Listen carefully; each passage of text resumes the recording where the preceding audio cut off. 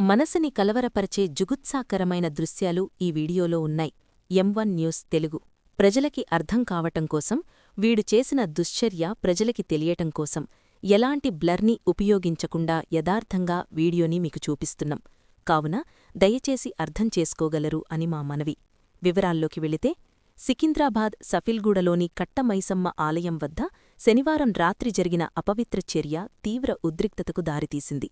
కర్ణాటకలోని బీదర్ జిల్లాకు చెందిన 26 ఏళ్ల అల్తాఫ్ అనే వ్యక్తి ఆలయ ప్రాంగణంలోకి ప్రవేశించి విగ్రహం ముందు అసభ్యకర మూత్ర విసర్జన దుశ్చర్యకి పాల్పడ్డాడు.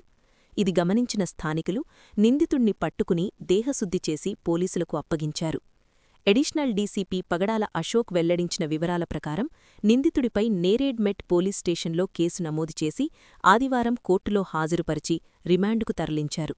ఈ ఘటనను నిరసిస్తూ బీజేపీ మరియు హిందూ సంఘాలు భారీ ఎత్తున ఆందోళన చేపట్టాయి. వరుసగా హిందూ దేవాలయాల్లో ఇలాంటి ఘటనలు మళ్లీ జరగడంపై హిందూ సంఘాలు ఆందోళన వ్యక్తం చేస్తున్నాయి. ఇలా ప్రవర్తించేవాళ్లపై కఠిన చర్యలు తీసుకోవాలని డిమాండ్ చేస్తున్నాయి.